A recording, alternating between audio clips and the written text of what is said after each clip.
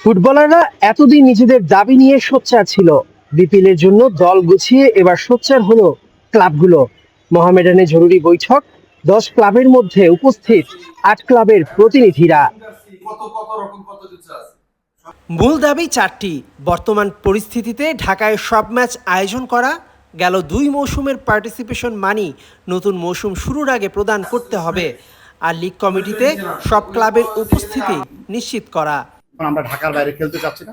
যদি ঢাকার আশেপাশে কোনো ক্লাব থাকে, জেলা থাকে, ওই জেলাগুলিতে আমরা যেতে পারি, দিনে আসা যায়, এমন জায়গায় আমরা খেলতে আমরা আগ্রহ প্রকাশ করেছি। যে লোকাল প্লেয়ারদেরকে আমরা হারায় ফেলতেছি। যে একসময় যে নকিব ছিল, আলফাজ ছিল, ওরা যেভাবে উঠে আসছে, হ্যাঁ, তখন কিন্তু কোটা এরকম ছিল না, তখন কিন্তু কোটা ছিল আরো কম ছিল। তো সেই কোটাটাকে আমরা নিচে নামায় নিয়ে আসতে চাচ্ছি।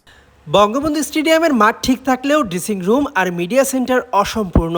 ঠিকাদার প্রতিষ্ঠানের ব্যাংক অ্যাকাউন্ট ফ্রিজ করায় সেটা চলতি মৌসুমে নিশ্চিত নয়।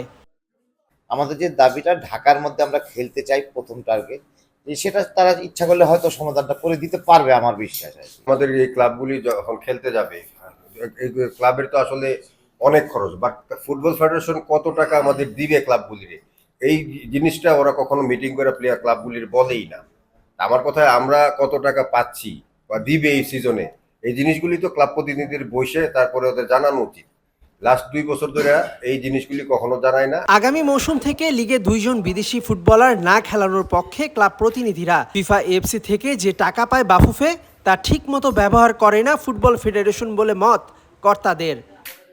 নিরপেক্ষ রেফারির ব্যাপারটাও আমাদের কাছে আছে, কারণ অর্থনৈতিক যে সমস্যা এটা সব ক্লাবেরই সমানভাবেই আছে, কারো বেশি কারো কম, কিন্তু যেহেতু আমরা সবাই একত্রিত হয়েছি ফুটবলটাকে এগিয়ে নিয়ে যাওয়ার জন্য। বাফুফের সহসভাপতি ইমরুল হাসানের সঙ্গে মঙ্গলবার বিকেলে এসব বিষয় নিয়ে আলোচনায় বসতে যাচ্ছেন ক্লাব প্রতিনিধিরা। মেহেদী নাইম, ৭১।